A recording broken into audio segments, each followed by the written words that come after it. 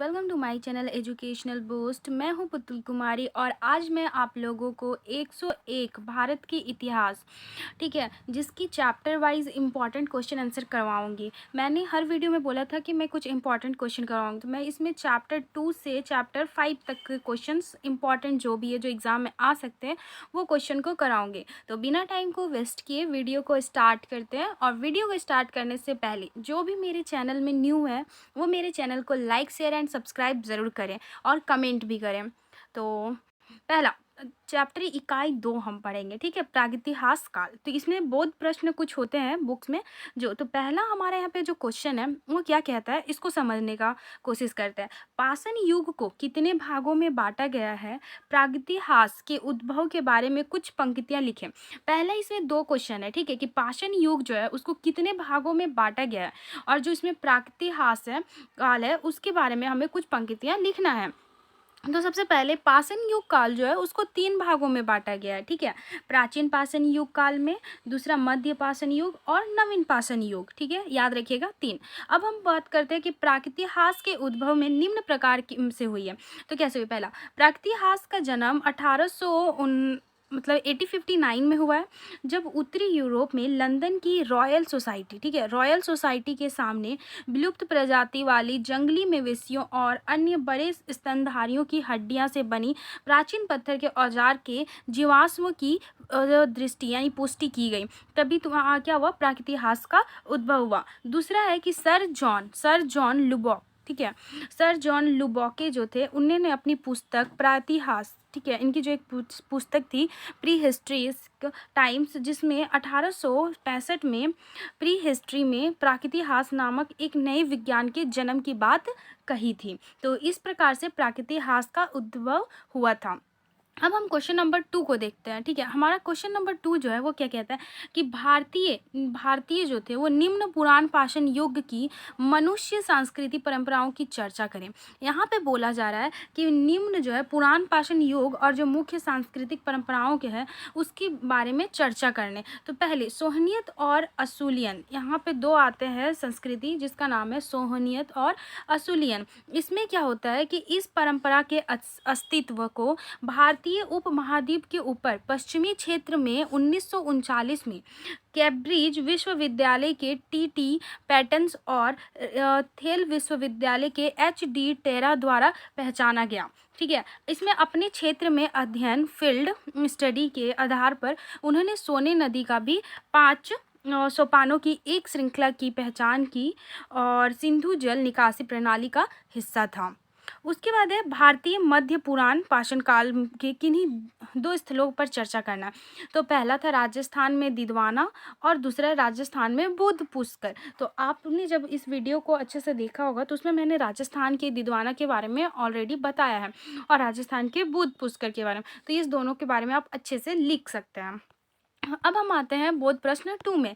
भारत के उच्च पुराण पाषाण कालीन दो 1 मिनट, हाँ, भारत के उच्च पुराण पाषाण कालीन 2 स्थानों के नाम बताएं जो किसी एक से सविस्तार वर्णन करें। तो इसमें 2 है, आंध्र प्रदेश के रेणुगुट्टा और आंध्र प्रदेश के कर्नूल, ठीक है, जिसमें कि आपको मैंने बुक जो है उसमें पढ़ाया होगा। तो 2.9 का जो पार्ट है उसको पढ़ लीजिएगा, भारत का इतिहास 101 में, तो आपको इसका आंसर अच्छे से पता चल जाएगा। फिर आते हैं हम चैप्टर 3 में, ठीक है। इसमें इतने ही इंपॉर्टेंट क्वेश्चन थे, जो फर्स्ट चैप्टर सेकंड चैप्टर है उसमें इतने ही क्वेश्चन थे। मैं फर्स्ट चैप्टर का ही वीडियो बनाऊंगी, मैंने उसका क्वेश्चन नहीं लिखा है इसलिए अभी नहीं बनाई हो। तो अब हम चलते हैं थर्ड चैप्टर की ओर, ठीक है, शिकारी संग्रहकर्ता और समाज। तो इकाई 3 जो हमारा वो क्या है, शिकारी संग्रहकर्ता और समाज। तो इसमें क्या है कि पुराण पाषाण युग इसमें है कि पुराण पाषाण काल के लोगों के जीवन निर्वाह की मुख्य पद्धति क्या थी। तो आप याद रखिएगा कि जो पुराण काल में जो लोग थे वो अपने जीवन निर्वाह यानी जीवन जीने के लिए जो पद्धति यूज़ करते थे वो शिकारी तथा भोजन की तलाश करना, और पुराण पाषाण काल के लोगों के जीवन निर्वाह की मुख्य पद्धति थी, ठीक है, शिकार करना और भोजन की तलाश करना। और इसको और विस्तार से पढ़ेंगे तो आप 3.2 और 3.21 में जा सकते हैं। दूसरा है यहाँ पे कि पुराण पाषाण कालीन, ठीक है, पुराण पाषाण कालीन पर टिप्पणी करें तो आपको अच्छे से पता है कि पुरान पाषाण कालीन जो कला जो था उस पे किस तरह से हम टिप्पणी कर सकते हैं, मतलब कैसे उसके बारे में लिख सकते हैं। तो प्रागैतिहास काल कहा जाता है, ठीक है। इसे जो है इसे प्रागैतिहास काल भी कहा जाता है। वह या तो पत्थर या अस्थियों पर अवरेकर किए गए हैं। जैसे कि हम अगर बात करते हैं तो जैसे पत्थर जो होता है, पत्थर आप बहुत ज़्यादा पुराने ज़माने के अगर पत्थर देखते होंगे तो वहाँ देखते होंगे कि पत्थर में कुछ कुछ उसमें लिखा हुआ है, पत्थर से पत्थर को मार के या फिर उस पर उड़ेर कर लिखा जाता है, जिसे हम प्रागैतिहास कहते हैं, ठीक है। कहीं ना कहीं मिट्टी, कोयला, सीप, दंत एवं सींगों का भी प्रयोग किया मिलता है। इन गतिशील वस्तुओं पर निर्माण कला को घरेलू कला या घुमंत कला, आर्ट मोबिलियर कहा जाता है, ठीक है। और गुफाओं और चटनी आश्रय छतों एवं दीवारों पर निर्मित कला को गुफा कला या आर्ट पेराइटल कहा जाता है, ठीक है। अगर हम बात करें तो जैसे कि पत्थर हो गया या फिर घोड़ा का सींग या मिट्टी के बर्तन में डिजाइन देखते हैं, तो जो पहले के ज़माने के थे जो प्रागैतिहास, तो इसी को हम लोग बोलते हैं प्रागैतिहास कला, ठीक है। अब हम चलते हैं क्वेश्चन नंबर बोध प्रश्न 2 में।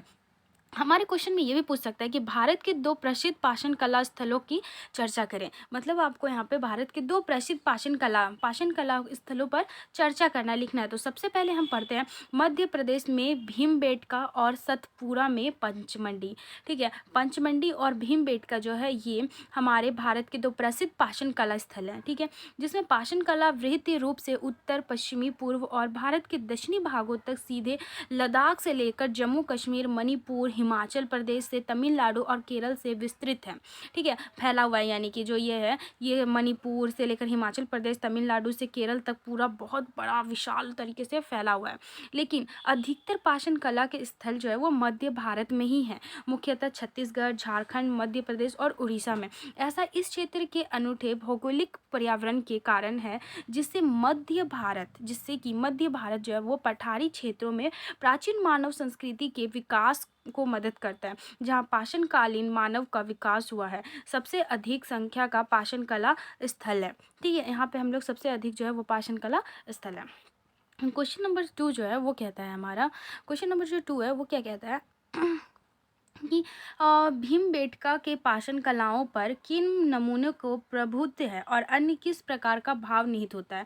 तो पाषाण चित्रकला जो भीमबेटका के 642 शैल आश्रयों में से 400 में चित्र, नक्शी, उत्कीर्ण और चित्रकारी मिली है। ये चित्र भारतीय उपमहाद्वीपों के मानव जीवन के सबसे प्राचीन निशानों को मानव जीवन, ठीक है, जो प्राचीन निशान है उनको दर्शाते हैं। और भीमबेटका जो वो शैल आश्रय में मध्य से लेकर उच्च पुरान पाषाण काल के मानव रहते थे, जिसका प्रमाण यहाँ के पत्थरों के औजार से मिलता है।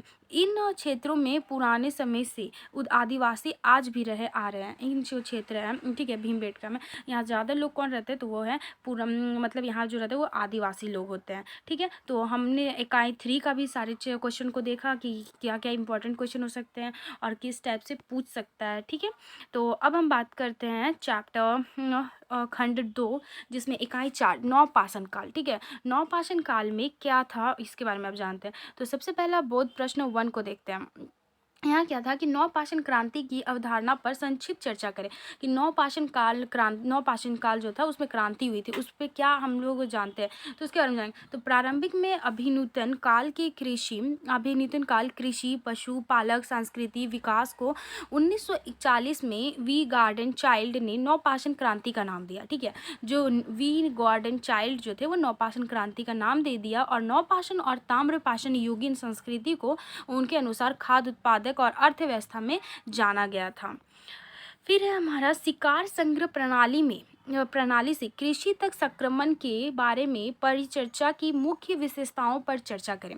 तो हम बात करेंगे यहाँ पे शिकार संग्रह प्रणाली में, ठीक है। तो वी गॉर्डन चाइल्ड के अनुसार जलवायु परिवर्तन के कारण उपजाऊ अर्धचंद्राकार प्रांतीय दक्षिणी पश्चिमी एशिया में खेती की शुरुआत हुई और रॉबर्ट ब्रेंडवुड जो थे उन्होंने जलवायु परिवर्तन को इस धारणा को चुनौती दी थी और उन्होंने खाद्य उत्पादन के लिए धीमी और क्रमिक विकास से होने की बात कही। जिन नाभिक क्षेत्र में प्रचुर मात्रा में पशु और पौधों को प्रजाति थी। लुईस आर बिनोफोर्ड द्वारा कृषि की शुरुआत के लिए जनसंख्या गति की मुख्य निर्धारक माना गया। कैट प्लेनेरी का मानना था कि कृषि की शुरुआत एक घटना के बजाय एक लंबी प्रक्रिया थी। ठीक है, तो यहाँ पे हम लोगों ने जाना कि किस प्रकार से शिकार संग्रहण की प्रणाली में चर्चा हुई। आप इस क्वेश्चन को अच्छे से लिख के पढ़ भी सकते हैं, आपको खुद भी समझ आ जाएगा। ठीक है, तो हम इसमें चैप्टर 4 तक ही एंड करते हैं। इसमें जो चैप्टर 4 मतलब हम लोगों ने चैप्टर 2 से 4 तक किया, 2 चैप्टर को कवर किया। अब नेक्स्ट वीडियो में हम चैप्टर 1 और 5 को करेंगे। ठीक है, और जैसा कि आप लोगों को पता है कि इग्नू का एग्ज़ाम जो है वो दिसंबर में होने वाले हैं, जो भी 2020 जुलाई सेशन में एडमिशन लिया है। तो मैं कोशिश करूँगी कि मैं आपको जल्द से जल्द सारे इंपॉर्टेंट क्वेश्चन करवा दूँ। तो थैंक यू फ्रेंड्स, मेरे वीडियो को लाइक शेयर एंड सब्सक्राइब ज़रूर करें।